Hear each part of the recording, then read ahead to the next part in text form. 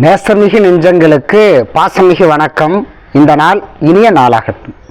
நான் உங்களுடைய அன்பன் ஆறுமுகம். அசால்ட் ஆறுமுகன்ற பேரில் பென்சில் பாக்ஸ் சேனலில் தொடர்ந்து நாம் பயணம் பண்ணிக்கிட்டு வரோம். இன்றைக்கி என்ன தகவல் தெரிஞ்சுக்கலாம். ஆங்கிலத்தில் ஒரு ப்ராவர்பு சொல்லுவாங்க, a house is built by love and affection, not built by cement and bricks. அதாவது ஒரு வீடு என்பது செங்கல் மணலால் கட்டப்பட்டது அல்ல, அது அன்பு பாசத்தால் கட்டப்பட்டது அப்படின்னு அழகான விளக்கம் அதுக்கு சொல்லுவாங்க. இங்கே ஒரு கதையை தெரிஞ்சுக்கலாம். ஒரு வீட்டில் அப்பா, அவர் கடுமையான உழைப்பாளி, சாதாரணமான வேலைக்கு தான் அவர் போகிறார். ஆனால் தன்னுடைய கடுமையான உழைப்பால் நிறைய பொருள் சம்பாரித்து தன்னோட மகன் கேட்ட எல்லாத்தையுமே அவர் வாங்கி கொடுக்கணும்னு ஆசைப்பட்டார். ஒரு நாள் வேலையை முடிச்சுட்டு லேட் நைட் திரும்பி வரார். கடுமையான உழைப்பு, அதனால் களைப்பாக வரார். வீட்டுக்கு வந்த உடனே அந்த குட்டி பையன் அப்பா கிட்ட ஓடி போய், அப்பா நீங்கள் சம்பாதிக்கிறீங்கல்ல, 1 மணி நேரத்துக்கு எவ்வளோ சம்பாதிப்பீங்க அப்படின்னு கேட்குறான். அப்பா ஏற்கனவே ரொம்ப களைப்பாக இருக்கார்.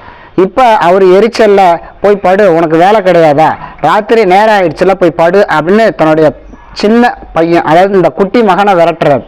இப்போ பையன் சாப்பிட்டு முடிச்சிட்டான். அப்பா சரியான பதில் சொல்லலை அப்படின்னு அவன் ரொம்ப விருப்பப்படுறான். மறுபடியும் கேட்குறான். இப்படி தொந்தரவு தாங்க அப்பா சொல்கிறாரு, 1 மணி நேரத்துக்கு எனக்கு 50 ரூபா சம்பளம்.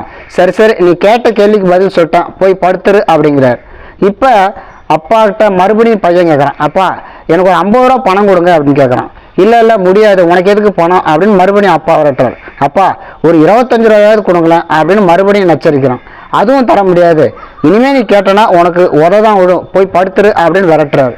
பையன் சோகமாக போய் படுக்கையில் விழுந்துடுறான். அப்பா சாப்பிட உட்கார்றாரு. சாப்பிடும்போதே அவர் நினைக்கிறார், நாம் எவ்வளவு களைப்பாக வந்தாலும் புள்ள ஆசையாக வந்து கேட்டானே, அவனுக்கு சரியான பதிலும் சொல்லலை, பணமும் தரலையே அப்படின்னு சொல்லிட்டு மனசுக்குள்ளே அவர் நினைக்கிறார். சாப்பிட்டு முடித்த உடனே தன்னுடைய மகன்கிட்ட போகிறார்.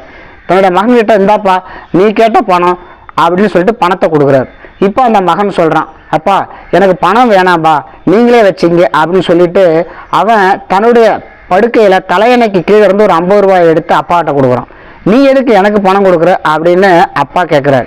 இப்போ அந்த செல்ல மகன், அந்த குட்டி பையன் ஒரு பதில் சொல்கிறான், அப்பா இந்த 50 ரூபாயை வச்சுக்கோங்க, 1 மணி நேரத்துக்கு 50 ரூபா சம்பாதிப்பேன்னு சொன்னீங்கல்ல, நாளைக்கு 1 மணி நேரம் முன்னாடியே வந்துடுங்க, அந்த 1 மணி நேரத்தை எனக்காக நீங்கள் செலவிட முடியுமா அப்படின்னு நான் தழுத்தழுக்க கேட்டானான். அப்பா அதை கேட்டு தன்னுடைய மகனை அரவணைச்சிக்கிட்டார். எவ்வளவோ சம்பாதிக்கணும், பொருள்கள் வாங்கி மகனுக்கு கொடுக்கணும், ஆனால் அவனுக்கான நேரத்தை ஒதுக்காமல் இருந்துட்டுமே அப்படின்னு வருத்தப்பட்டாராம். இதுதான் இன்றைய வாழ்வுடைய யதார்த்தமாக இருக்குது. பிள்ளைகளுக்கு எதக்கூடிய எல்லாத்தையும் வாங்கி கொடுக்குறோம், ஆனால் குழந்தைகளுக்கான நேரத்தை ஒதுக்கலை அப்படிங்கிறது தான் வருந்தத்தக்க ஒரு உண்மையாக இருக்குது. ஒரு அழகான சிந்தனை சொல்லுவாங்க, பொருட்களை பயன்படுத்துங்கள், நேசிக்காதீர்கள், மனிதர்களை நேசியுங்கள், பயன்படுத்தாதீர்கள்னு சொல்லுவாங்க. இந்த சிந்தனைக்கு ஏற்ற மாதிரி குடும்பத்திலையும் உறவுகள்லையும் நட்புலையும் நாம் நல்ல நேரத்தையும் அவங்களுக்கான புரிதலையும் ஒதுக்கணும் அப்படிங்கிறத இந்த பதிவில் நாம் தெரிஞ்சுக்கலாம். தொடர்ந்து சிந்திக்கக்கூடிய நிறைய விஷயங்களோட பயணிப்போம். உங்களிடமிருந்து நன்றி கூறி விடைபெறுகிறேன். நன்றி, வணக்கம்.